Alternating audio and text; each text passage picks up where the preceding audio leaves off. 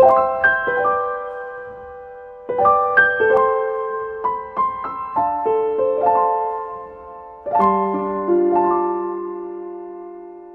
청년들, 젊은 분들한테 좀 해주시고 싶은 말씀들을 좀 해주시고, 여러분들도 좀 여쭙고 싶은 것들은 여러분들의 이야기도 어른들에게 해주시면 좋을 것 같습니다. 분위기가 더 좋겠죠?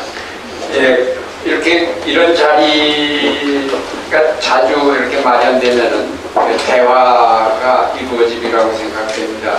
그러니까 요즘 소통 얘기가 한참입니다만은 대통령 후보들 가운데도 영 소통 안 되는 사람들이 있는가 하면 젊은이들과 나이 든 사람들 사이에도 이게 영 소통 안 되고 각각 따로따로 놀게 되는데, 사실은 관심이 다르고 노는 물이 다르기 때문에 서로가 만날 기회가 그렇게 많지 않은 것 같습니다. 교회에서 이렇게 목회할 때도 젊은 사람들과 별로 얘기할 기회가 없어요. 사실은 목회가 바쁘다고 이렇게 하다 보면은 그렇게 따로 만나서 얘기할 기회가 없는데, 이런 자리가 자주 만나면 좋겠고, 일단은 이런 소통 문제가 대화를 통하면은 어느 정도 이루어지리라고 보고, 나이 들어간 사람들에게 들을 얘기가 아주 없는 것은 아니라고 봅니다. 나이의 경험, 뭐 공자가 얘기하지 않았어도 나이가 들어가면은 조금씩 뭔가 달라지고 생각이 있게 마련이죠. 또 그 살아온 경험들이 하나의 삶의 지혜가 될 수 있는 거라고 봅니다. 요즘 젊은이들이 겪는 우리 때보다도 더 어렵지 않은가라는 생각이 들어요. 우리 때들도 저도 이제 4.19 세대니까 4.19 때보다도 총합 경부대, 당시 경부대 앞에까지도 갔었습니다만은, 그래도 그때는 그 대학 생활이 비교적 자유롭고, 비록 가정교사를 하거나 요즘 말하는 아르바이트 같은 것은, 그때는 아르바이트란 말도 별로 안 쓰는 데고, 기껏해야 가정교사 이렇게 나가던 때에 일을 하면서도 그런 대로 낭만이 있었고 좋았었는데, 요즘들은 모두 취직, 시험 보기 바쁘고, 그래서 대학 생활의 낭만들이 사라지지 않나는 생각이 있고요. 그렇지만 우리 삶을 좀 더 길게 봐야 할 필요가 있지 않겠나. 나이 들어서 돌아보면은 잠깐입니다. 나이 들어서 돌아보면은 지나온 세월이 한 점에 다 겹쳐버리는 것 같아요. 그래서 왜 텔레비전이 카메라가 멀리 있는 거 잡아도 저 멀리 있는 게 멀리 있는 게 아니라 가까이 느끼는 것처럼요. 이렇게 나이 들어서 돌아보면은 옛날 게 지금까지 다 한꺼번에 겹쳐서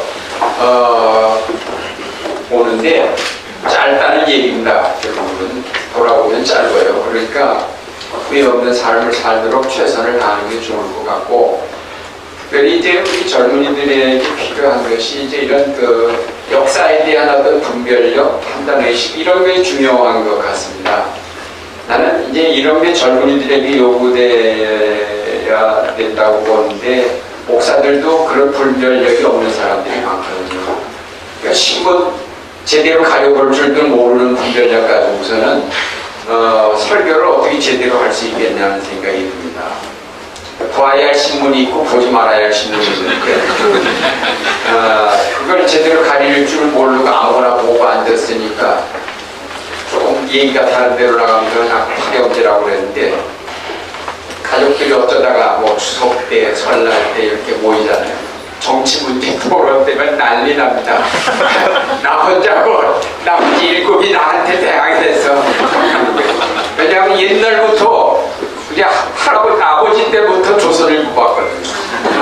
아버지 때부터 조선일보, 이게 습관적으로 가려보지 않고 분가해서 결혼해서 나가도 그냥 조선일보. 계속 그래서 지금까지 조선일보 이렇게 보는 거죠. 근데 그 영향력이 이렇게 만나서 얘기해보면 대단하다는 생각이 들어요. 어쩌면 그렇게 사람들이 그 7명이 생각이 똑같을 수가 있고 나보고 정반대일 수가 있는가라는 생각을 하게 됩니다. 그만큼 이제 분별력을 키우는 것, 이 역사에 대한 어떤 의식. 저는 구약신학을 이렇게 대학원에서 공부를 했는데요. 이 구약신학에서 뭐 다른 거 배울 거 없고, 역시 이 성경은 역사에 관한 얘기거든요. 알파와 오메가 그럴 때 역사의 처음과 역사의 끝. 예수를 믿는다 그럴 때 그 알파와 오메가 되시는 예수를 믿는 거라면은 간단한 게 아니거든요. 그 역사의 처음과 마지막이 되는 분을 우리가 믿는 거란 말이에요. 그러니까 그 역사 전체를 모르고서는 예수를 올바로 믿었다고 얘기할 수가 없거든요. 근데 우리는 예수 믿는 거 쉽게 생각하거든요. 믿습니까? 하면 믿습니다 하고 아멘 이러면 다 되는 줄 아는데 결국 간단한 게 아니죠. 알파와 오메가, 역사의 알파와 오메가 되는 예수를 믿는 거거든요. 그럼 그 역사를 모르고 그 예수를 어떻게 알아요? 그 역사를 모르고서는 예수를 알 수가 없습니다. 그러니까 그 역사에 대한 관심, 이것이 이제 대단히 중요하고, 그 역사 의식을 올바로 키우면 그리고 어떤 일을 당해도 잘못되는 일이 없이 바르게 갈 수 있는 거다 생각이 듭니다.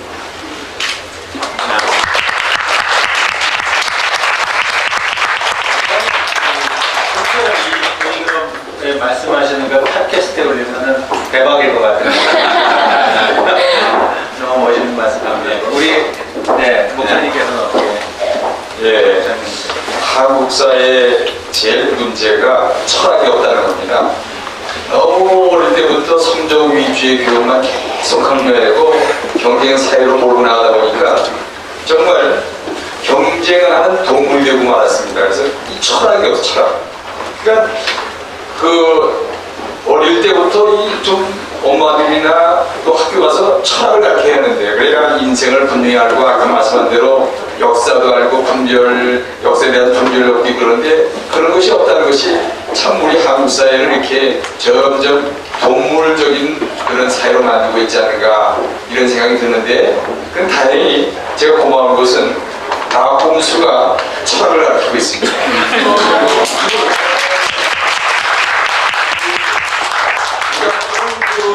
물질주의로 시작하고 있는 이 경쟁사회로 시작하고 있는 많은 젊은이들에게 뭔가 의식을 넣어주기 시작해서 눈을 개안시켰다. 열고 역사를 보게 되고 국가를 보게 되고 잘못된 거, 이 분별력을 정말 낙곰수가 욕은 하지만 그래도 제가 어떤 때 이렇게 지하철 타고 오면 모두가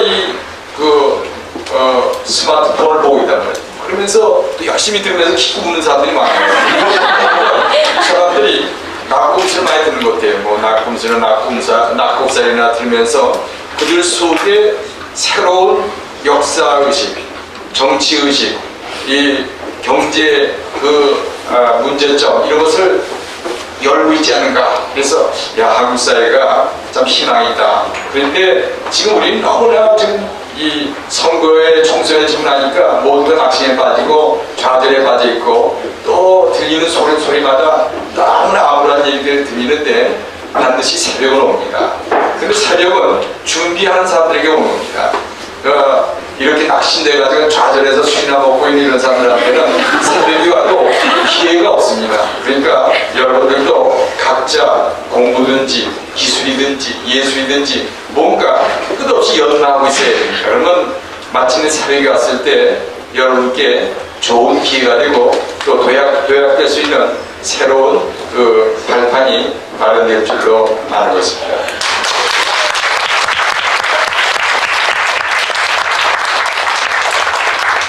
아버지의 그 일생을 쭉 한번 돌아오면서 과거에 쓰신 책들을 봤는데, 대학 들어가셨을 때 지방대, 강원대, 지금 강원대 굉장히 세요.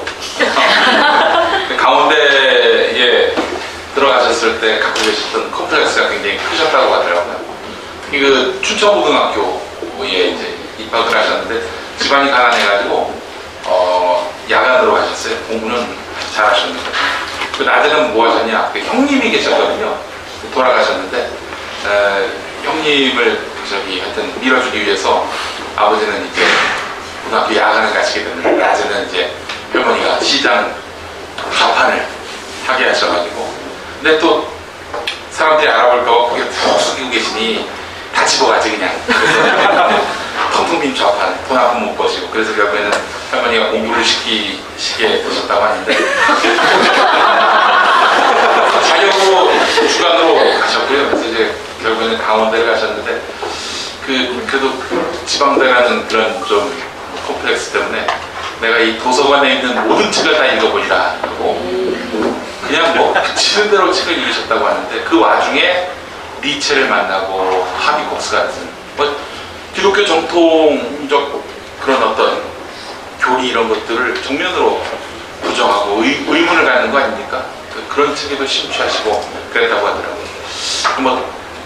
뭐 어떤 교인들 만나느라고 바빠서 죄를 못 챙겼다. 그래서 자유분방하게 키우셨다라고 말씀하셨지만 실은 어떤 상황이든 어떤 사안이든 의문을 갖고 거기에 또 저항하도록 내버려 두신 거는 사실은 이런 본인께서 젊어서부터 가지셨던 그런 여러 철학과의 만남 그걸 통해서 얻은 그런 경험 아닌가. 너도 한번 깊이 고민해보고 이 본질과 진실에 한번 다가가봐라 이런 그런 배려가 아니었나라는 생각을 좀 해보게 되거든요. 그러니까 통상 정말 외골수 목사님 같은 경우에는 그 책 보지 마. 그거 안 돼. 저쪽 가면 안 돼. 어딜 데모를 해.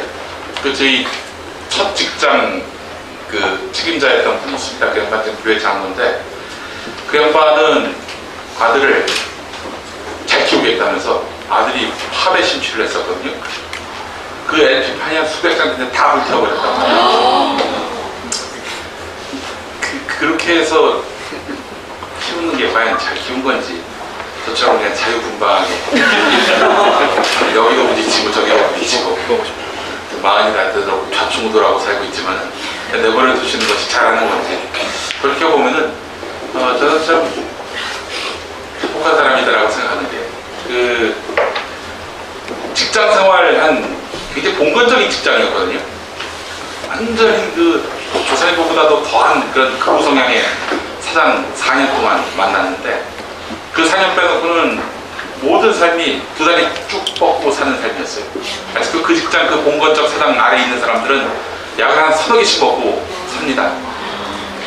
하지만 저는 2개밖에 안 먹어요. 그렇듯이 내 삶을 내가 주체적으로 누구 눈치 보지 않고 심지어는 MB도 눈치 안 보고 사는 그런 삶이 참 행복하다.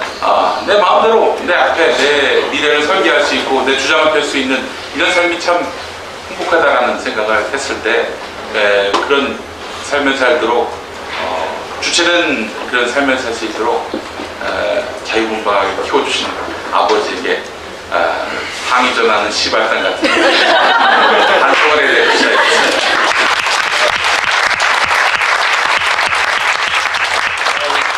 이경재 목사님을 모시고 오길 참 잘한 것 같아요.